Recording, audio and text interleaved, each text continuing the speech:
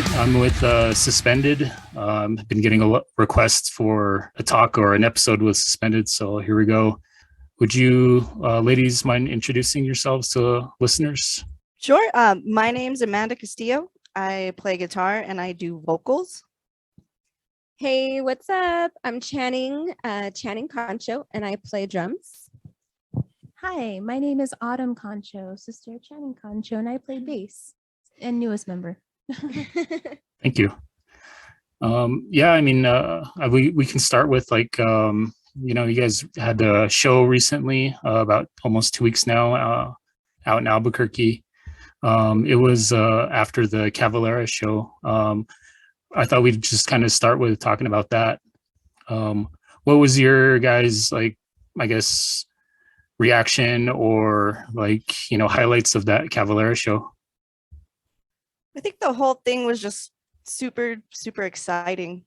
When our friend Roman down at the launch pad asked us originally to open up for Destruction and Nervosa for the launch pad show, we were really stoked. And then when we found out that the show was getting moved to the Sunshine and combined with Cavalera, it was like, score one for us again. So yeah, we were just super excited. Destruction has been, one of my favorite thrash bands since, I got into thrash and everything. And It's 1986. yeah, and our friends with Nervosa and everything, we were just really stoked. Yeah, definitely. We were just stoked to be able to see our friends again in Nervosa, but also, like she said, to, open up for Destruction. And then when we found out, we were getting bumped, but, not getting bumped because we got to play a whole nother after show party. We were just like, wow, maybe they'll stick around. And, sure enough, they did. And I think that was definitely a highlight, was during the end of our show, they still stuck around. We had all these rock stars around us, and we're like, okay, just keep concentrating, stay focused, don't get too excited. But it was definitely a ton of excitement, and just overall, just getting back to it after 2 years. It's been a long waited, for us and our fans too, and especially our newest member, Autumn, here. Yeah, the whole show, like, I know we kind of opened back in 2019 for Cattle Decapitation. Oh my goodness. But this one, I was amazed. They actually came to check out the after party show, and I was just absolutely like fangirling a little bit. Yeah, did you all get a chance to meet some of the band members when you played or after you played?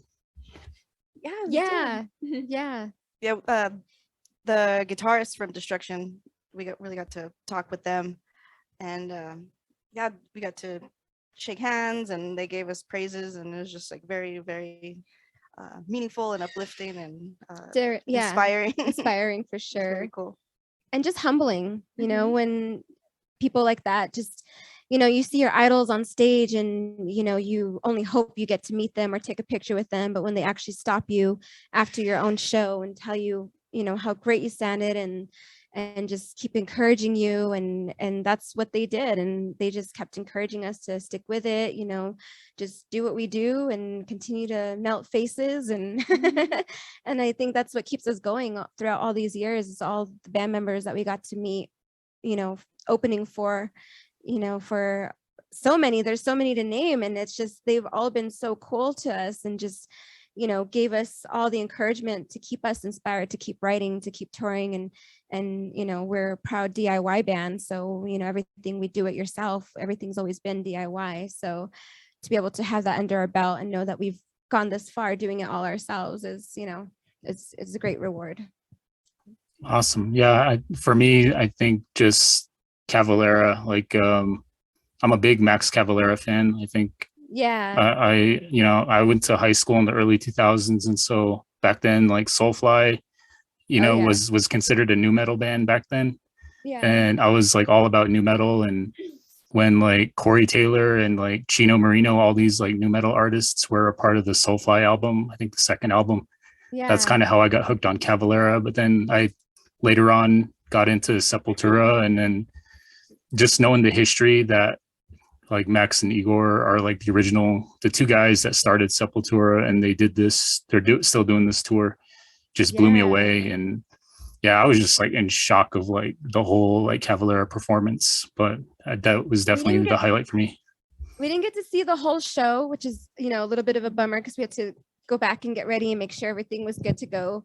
But just from what we heard, and just it was an honor just to be able to be in their presence too. And Amanda and I, we actually got to when Sepultura came through, like back in early 2000 as well.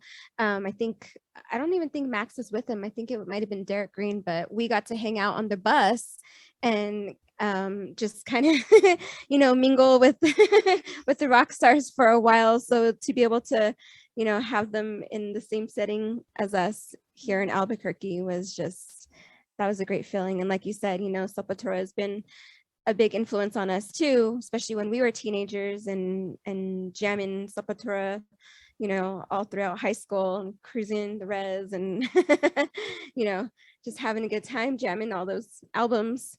Yeah, especially Beneath the Remains and Arise. Those are Arise, top yeah. notch. Oh, for sure. Yeah.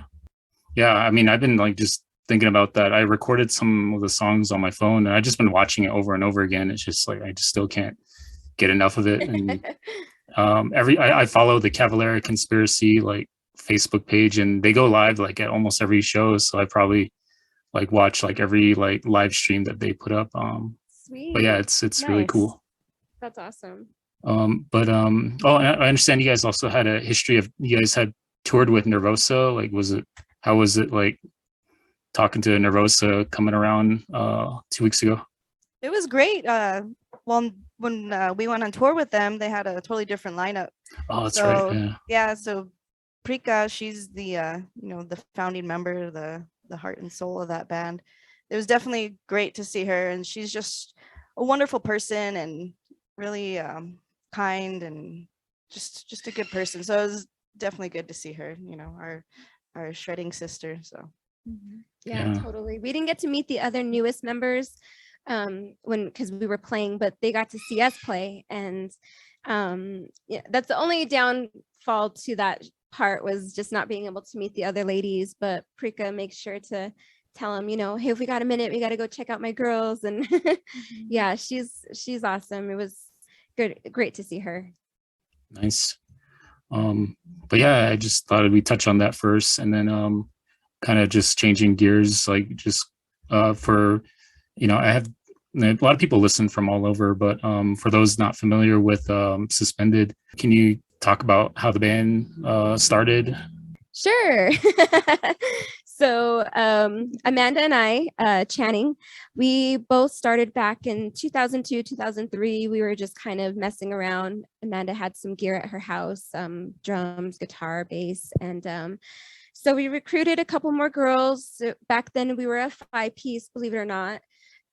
We just started off playing simple songs like, you know, Living After Midnight by Judas Priest. And then we started, we even tried playing like In My Life by the Beatles and AC/DC, Hell's Bells. And we just kind of started off, you know, rocking slow. And then we found out our school at West Mesa was having a talent show. And so we figured, hey, why not? Let's give it a shot. You know, maybe we could write a song. So we wrote our own song, which is no longer existent in our playlist. But we performed it as a 5-piece or a 4-piece, but we didn't have a vocalist then. So after high school, we just kind of, you know, kept messing around and got a little bit more serious, made up a couple songs. Those were our early days here. And it's been awesome because once people found out about us coming out of high school, we started getting more word in with the local bands that were, you know, let's just say the OGs, you know, here in the scene. And a lot of them started getting us on shows. And if we couldn't play those shows because we were under 21, then we'd still be there supporting and hanging out backstage, not backstage, but like outside, and because we weren't old enough to get in. But that really helped us, you know, get our foot in the door with other bands. And, you know, it was really just, just promoting ourselves from the get-go. And regardless if we had 2, 3, 4 songs, you know, people were like, play your set again, you know. And it's really been a great support system since the moment we started, especially with our family. And I mean, if it weren't for our dads and our moms, you know, being the band moms, the band dads, supplying gear, you know, getting us to and from shows, you know, we really wouldn't be where we're at right now, being proud DIY band, you know, because they really showed us how to do it ourselves. Oh, that's cool that you had like supportive parents. Just because, yeah, just I mean, speaking for myself, I feel like I guess now I think more people are getting more like comfortable with like metal music, but like in my experience, like my family, like everyone's still kind of not really accepting of that kind of music. But that's really cool. Yeah, and I think well, I know a lot of my family, they're super supportive, even though they're like, we support you, but we don't, you know, it's too loud and we don't really get it. But you know, they're like, hell yeah, go for it, you know, that's awesome. Yeah. And their dad, Buck, famous Buck Concho, he's like the drum king, like legend. Oh yeah, like, knows everybody. So he's got he's got many a drum sets. But yeah, Autumn actually grew up watching us and hearing us jam, you know, at our house, at my dad's house in Laguna, or you know, watching us play a show at Laguna Metal Fest or Buck Fest or whatever was going on the reservation. And so, you know, for her to be in the band now, it's awesome. It's a family affair. Yes, Oh, that's being cool. 8 years old, watching them and them playing at my birthday party, it was great. I do remember their first talent show and me being too young and having to stand outside pretty much. But yes, it's been an awesome experience jamming with these ladies. I have nothing Nice. but respect for them. Yeah. Did you guys build your initial fan base like on the Laguna reservation or kind of like in the local Albuquerque area? Yeah, pretty much. I mean, it's surrounded, you know, the local pueblos, you know, a lot of the Navajo res. We've been out there since we were kids, you know, playing shows and different fests and just playing house shows even. I mean, I think we played for Nachos, Dr. Pepper, and Fry Bread one time in Bloomfield. And it was just the two of us. It was just Amanda and I. And, you know, they're like, we'll feed you guys, you know, give you some gas money. And it was really cool. You know, we took the trip out there and played in some little studio off the side of the road. And you know, we're always down to do stuff like that too. So we definitely have a really good fan base here in the Southwest. Yeah, you know, back in the early days, we didn't care if we got paid or we had to drive, you know, 400 miles or whatever. We just wanted to play, and we'd play, you know, like every day if we could, and it was just really fun. Just really, you know, making a name for ourselves and making connections and friends and everything. Cool. And you guys are like a thrash band with like death metal elements. Was that kind of like what you guys were striving for from the beginning, or did you guys kind of take some time to kind of develop your style?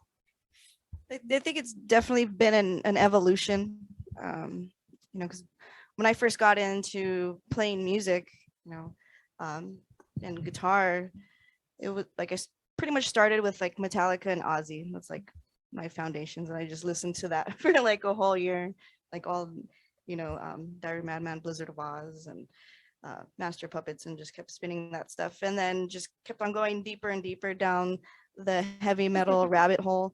You know, from there went to you know, like Iron Maiden. That's like one of my all-time favorite bands too, Motorhead, and getting heavier into like black metal, and then, you know, death metal from there.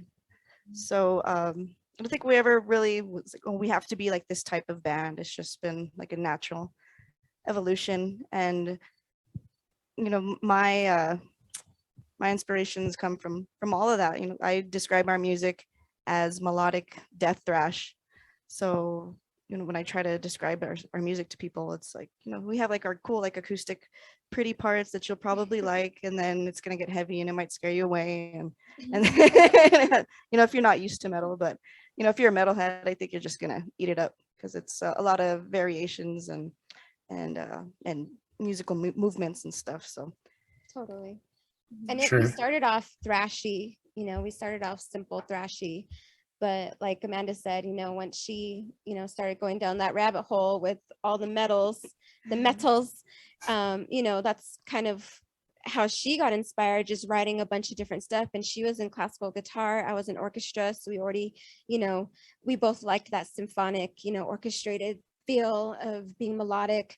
And then next thing I know, she's telling me to play faster and faster, and then throw in some blast beats, and then break here, break there, and so it's really been a full collaboration, which is combining all of our favorite songs and inspirations from different bands. And we love a ton of different types of metal and music. I think all of that plays into what we like to play. And it gets a little, it sounds like you can get off into one song, and then she goes into tangents sometimes where she creates something else, and it's supposed to be a part of one song, but then she's like, no, I got to make this into another song because it's just too epic, so Yeah. so sometimes we get other songs from just writing one song, because Amanda just has so much flowing through her veins that sometimes we're like, okay, we're going, well, that sounds like a whole nother story. Yeah. So it's awesome, because Yeah. we like to play into that storytelling sort of thing with our music, and it's not always the same, and it's not always repetitive. And I think that sets us apart from other bands, is that we have a chorus and a break here, but it's not always going to go back to the same old thing. It's a wide range of we call it ADHD metal or ADHD riffage.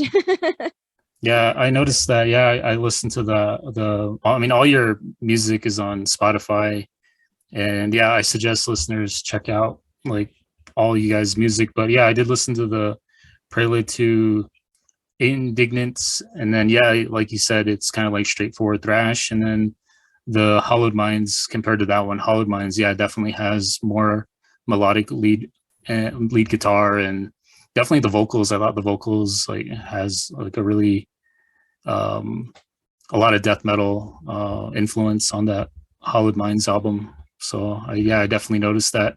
When you guys are when you put together those influences, does that usually kind of take place like when you're jamming together, or do you guys like kind of write on your own and then kind of like share ideas, or how do you guys go about like combining your ideas?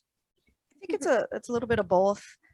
I come up with a lot of riffs on my own, and then kind of bring them to the girls, and then usually we'll play we'll play what I have, and then they'll just come up with some other stuff, and we'll just see what happens, just see what flows, and then just kind of piece it together and just go from there. Yeah, Amanda's the main songwriter. She comes up with tons of different types of riffs or melodies, and it could be acoustic sounding, it could be clean, it could be anything. And I always ask for her, well, what do you hear, what do you think should go there? And so we really work well with being able to not tell each other what to do, but take those suggestions from each other, and maybe it'd sound cooler if you did this, or maybe it'd be great if you put a break here, or play this faster, you speed up, or and Autumn has barely had the chance to write with us since we started playing again. So right now it's going to be her turn to be able to throw in some of those influences that she wants coming up soon. Yeah, I understand. Autumn, you joined like right before like 2020, right before the hiatus. Yes. Like what's it been like, being a part of Suspended now that the live shows are happening now, or how do you like just your overall, like what's your take on being in the band now? It's amazing. It's awesome. I mean, like I said, Chance, my sister, they are experienced. And honestly, it's been crazy kind of trying to fill in those big shoes that Jessica Armstrong had left. But other than that, I'm like, let's do this. I think if anything, like, our dad is a drummer. So I kind of feel like I was like a drummer first, but then I also got some experience jamming in my dad's band as well. And then ever since joining Suspended, I'm like, what, this is going to improve me a lot more. I honestly need to like keep bringing it more, because I know they have a lot more experience on me. I just need to get more down to it, and I think I have that energy and that passion to keep going forward. The only thing that's sucked was the hiatus. I kind of feel like I was going good, doing shows in 2019, and then we had a break. But I'm just happy just starting up again. It was a Yeah. much needed break, but we're definitely happy to be back. Mhm. And Yeah. this girl right here, she plays bass, guitar, drums, keyboards, you name it. So A little she's bit of already a everything. well-rounded musician on her own one-man band. Nice. So she Yeah. definitely has a lot to bring to the table. So we're excited to write with her coming, this next upcoming years. Yeah, Autumn's great. On top of being talented, she just has like a good head on her shoulders, and she's responsible. And that became became an issue with a lot of our past bass players. It's just we were on different pages, and she's on our page about just getting the job done and still having fun, but not getting much too fun. crazy. Yeah. And just it, because it is fun and we love it, but we want to treat it like a business as well, Mhm. and be Absolutely. professional. Yeah, that's true. I was going to ask, how do you guys go about balancing the band and like your personal lives?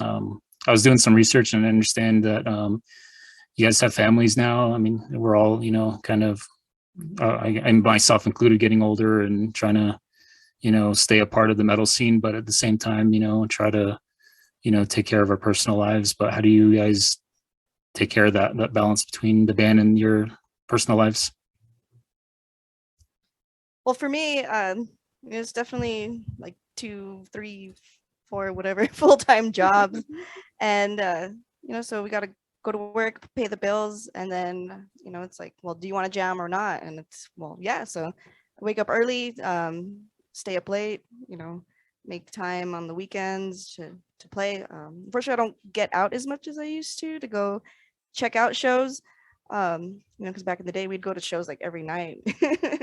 Not being able to do that, but I do always make time to, even just sit down with my acoustic and just play, clean riffs and work on lyrics and stuff. So it's definitely a part of me and a part of who I am.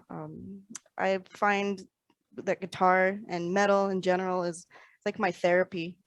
So I always have like something's bothering me. I have like these lyrics like playing on repeat in my head, and riffs too, and they won't stop until I get it out. So it's definitely like a good space for me, just like I said, therapy. Yeah. Yeah. How about you, Jenny and Autumn? How do you guys balance your personal lives with the band? Well, she is my inspiration and encouragement.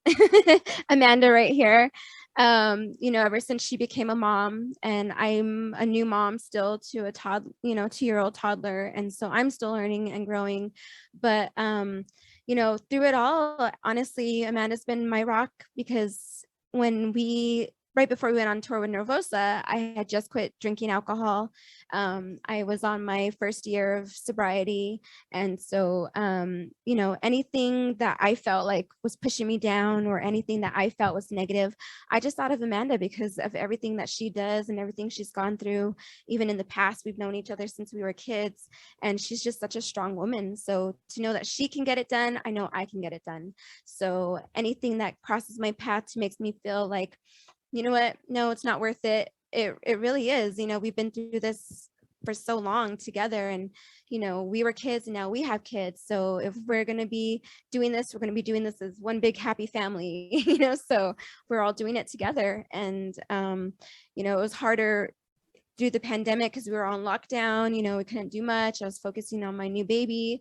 But now that they're a little bit older, her kids are older, it's a lot easier to be able to just make time, at least a couple nights, throughout the week, to set aside me time or band time. And luckily for our spouses, they're super supportive of us too, and just encourage us to never stop. They're always working on projects, we're always working on projects, and we make it work. We make it, we want it done, we're going to get it done, and no matter what, we make it work. Things always fall into place. So for me, like I said, Mandy here, she's always been the person that I look up to, because she's always got the best the best attitude, and attitude is everything sometimes. So you gotta, kick rocks and just push it aside. And like she said, we always try and keep things professional. We're a business, we legally are a business in the city of Mexico. So we got to make those dollars. Yeah, for sure. Exactly. And I'm a mother to a couple fur babies. I don't have any babies yet. She's an auntie mom, so Yes. she's got the job too. Yeah. And mainly just gonna keep the little ones occupied, in my family. That's pretty much it. Yeah. But other than that, I mean, to me, I kind of feel like this is my main priority, I would say, because music is everything to me too. And being in suspended, I kind of feel like I have the luxury of that having to be like my top priority, and just like something to look forward to, something to work for. Sure, I don't even have like a career yet, like outside of music. So I think if anything, kind of trying to enjoy that as much as possible. No babies yet. Yeah, no, that's cool. From what I gather, it sounds like just being in the band and working on anything band related is like therapeutic, and kind of, I'm guessing, kind of takes the edge off like whatever else is going on in your work lives, which I can relate to. I got a stressful job, but I'm like I'm just a listener and a fan of the stuff, but I'm like constantly like just looking for like bands to listen to, or I'm like always reading about it, or I guess this is probably why I do it too, just to try to get involved with it and at another level, and just to show my appreciation and talk to bands and get an understanding of like the music. And it really just kind of takes my mind off of like other stuff. So I can definitely relate to that. A couple more questions. You guys been a band since 2002. Just for each of you, like what's been like a highlight or something that you can reflect on that you are really like proud of, whether it was playing with a certain band or an album or a music video or just any experience. Do you want to start, Amanda? Sure. I think the whole Nervosa tour was definitely one of the top highlights. Because we've toured on our own before, like I said, DIY band, and we did a couple Weekend Warrior tours. We did like a month-long tour on our own with like some other awesome local bands. But we'd never had the turnouts like we did with Nervosa, so it was just like a very good opportunity for us.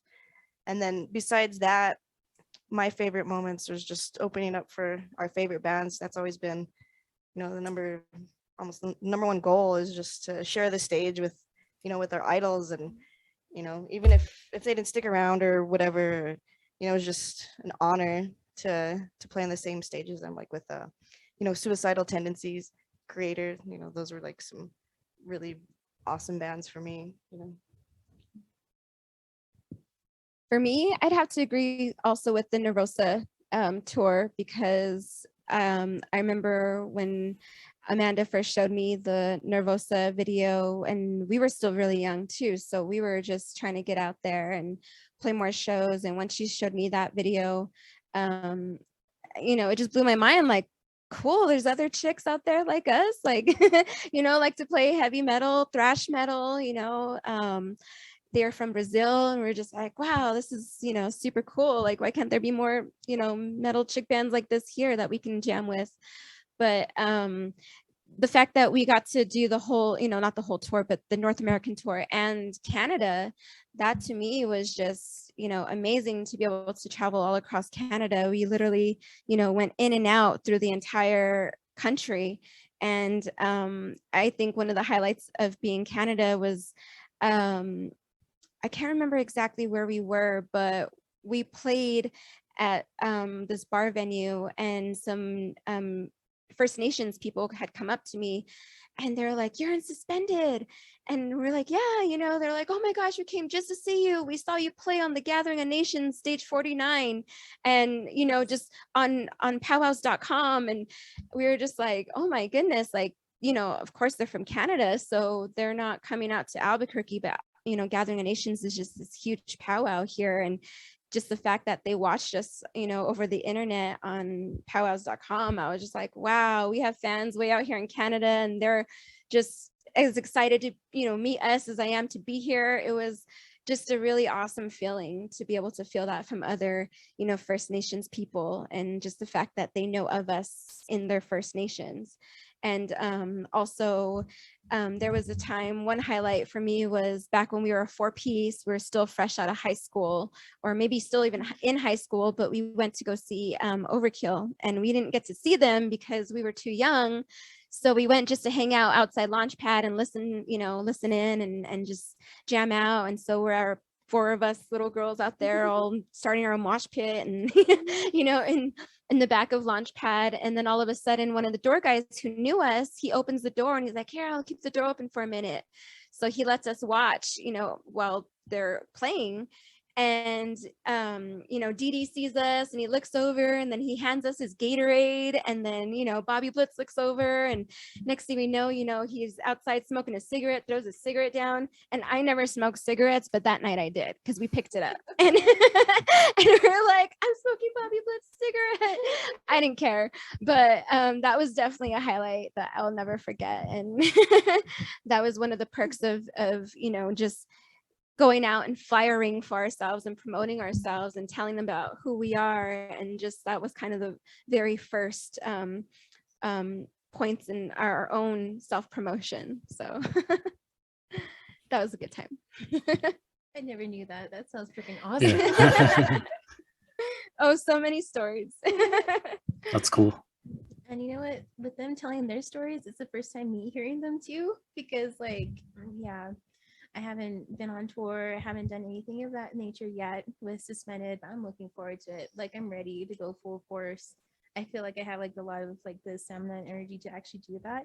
But I gotta say, the last show with when Destruction Nervosa came out, that was probably the peak, because after this show, they, oh my goodness, I wish I could find the picture to where they took a photo of Mandy and the guitarist for Destruction, but he actually took a selfie with us, and I felt like, oh my god. That's cool. He actually posted on his profile on Facebook. I was like, dude, this is so great. And I was just in awe of it, because I haven't really experienced anything like that. I kind of feel very humbled, but I'm very grateful. That was probably one of my biggest highlights, being with Suspended. Yeah, I got to watch you guys play afterwards, but I was just honestly, I feel like I was still trying to process what I watched with Cavalera. How I couldn't even talk. My body was sore, but I did get a chance to check you guys out. Yeah, I was still out of it. But yeah, that's cool. Thanks for answering that. And then kind of wrapping up here, do you guys have any upcoming live shows or projects coming up? Yeah, we have a couple shows coming up. We have one this month. It's going to be June 25th at the Headbangers Market downtown. I think we have a show a month coming up in the summer, and I don't know all of them off the top of my head. I think in August we're going to play. So in Santa Fe, they do Metal Mondays, and that's at Tumbleroot Brewery. And they did that pre-pandemic, and we did, I think, one or two times there. And so they invited us back in August. I believe it's August 1st. So we're going to be playing out there with Fields of Elysium, which is a local Santa Fe band. And then I think a few more Santa Fe bands.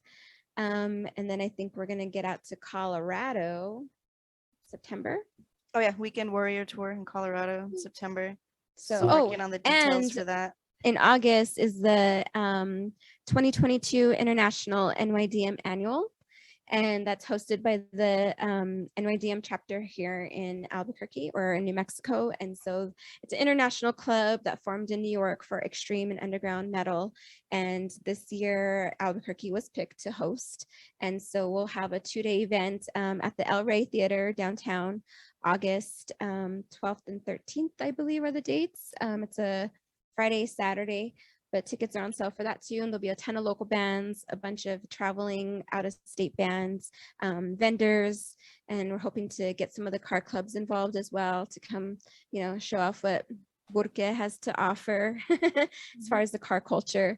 But yeah, that's pretty much what we have lined up, because we're trying to hold out for some hopefully new songs and writing and recording and all that good stuff. Yeah, we have enough new material to record another album, but we were just discussing that we want to fix up maybe 2 more songs, so that way it's about, I don't know, maybe like a 45-minute album. It'll be our first LP. So Nice. yeah, so we're just gonna focus on polishing all that up, and yeah, ideally get hooked up with a good tour, release a new album. It'd be great to finally put out an actual vinyl record. That's always been on our bucket list too. Or a Nice. cassette. Yeah, cassette tapes. Yeah, honestly, a cassette tape would be really cool. I always think that, like, yeah, it's just cool. I think it really plays into that Nostalgic. 80s, yeah, the 80s nostalgia. Yeah, but I just got a new used car, and it has a cassette tape player, and I was so Nice. stoked because one of my favorite local bands now, they put out a cassette. So I was like, yes, I did the the unraveling on TikTok and unwrapped it and put it in and press play, and it was very nostalgic. So Awesome. I'm looking out for those cassette tapes now. Yeah, cool. But yeah, it all sounds awesome. Even that NYDM show you mentioned, that sounds cool too. And yeah, I hope to see you guys there. And I mean, I'm older too. I mean, I don't get a chance to go to shows like I used to. Like I used to go to like every night. I lived in Phoenix. I would go to like 5 shows a week. Just Yeah. now it's like I'm in like Gotta pick I'm on and the choose. yeah, I'm on the reservation, Exactly. and I go like once a month, maybe twice a month if I'm lucky. Yeah, same. We're working moms and working aunties and Yeah, just got to be You more know. selective now. yeah, totally. Yeah, I have a for budget sure. now. Yeah, looking. Yeah, I'm looking forward to your next few live shows, and I'll definitely try to check out more. But thanks again for talking with me. Yeah, thank you. Yeah, our pleasure. Thank We're you stoked. for We haven't having done us. this in a minute, so it's nice to be able to talk to people again. Yeah, for sure. That was my talk with the band Suspended. I want to thank Amanda, Channing, and Autumn for taking the time to talk with me the other day. Yeah, Suspended was one of the most requested band to interview for this podcast, and so yeah, thanks to everyone for suggesting them. And if you have any more suggestions or questions or comments, yeah, feel free to send me a message or comment on this podcast episode post. I'm trying to be interactive and take in suggestions for like future podcasts. So yeah, you can always send a message or send a comment, and I can read them or try to incorporate them on future episodes. The best way to reach me would probably be like Instagram Messenger or Facebook Messenger. Yeah, I hope everyone enjoyed this episode again. Please listen to Suspended. They're on all the popular streaming platforms: Spotify, iTunes, Amazon Music, and be sure to check them out live. Channing mentioned some of the live dates coming up. There's June 25th at the Albuquerque Headbangers Market. There's August 1st at the Santa Fe Tumble Roots Brewery for their Metal Monday show. And then again, August 13th, I believe, at the El Rey Theater for the NYDM Music Festival, which I'm actually looking forward to. I got a chance to see that lineup, and one of my new favorite bands is going to be playing there, called Discordia. They're like a progressive, like technical death metal band. If you like bands like Gorguts or Artificial Brain, they kind of fall under kind of like that similar sound. But yeah, I'm looking forward to seeing Suspended again in the future.